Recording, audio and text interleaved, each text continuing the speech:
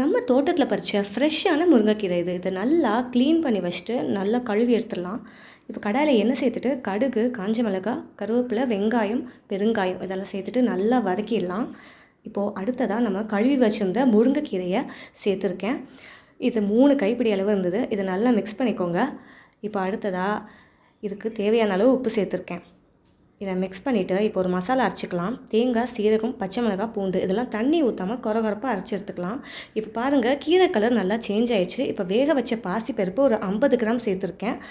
கூடவே மஞ்சத்தூளும் சேர்த்துட்டு கொஞ்சமாக தண்ணி ஊற்றிக்கோங்க. கூட்டு தான் செய்ய போகிறோம், அதனால் அதுக்கேற்ற மாதிரி நீங்கள் கன்சிஸ்டன்சி அட்ஜஸ்ட் பண்ணிக்கோங்க.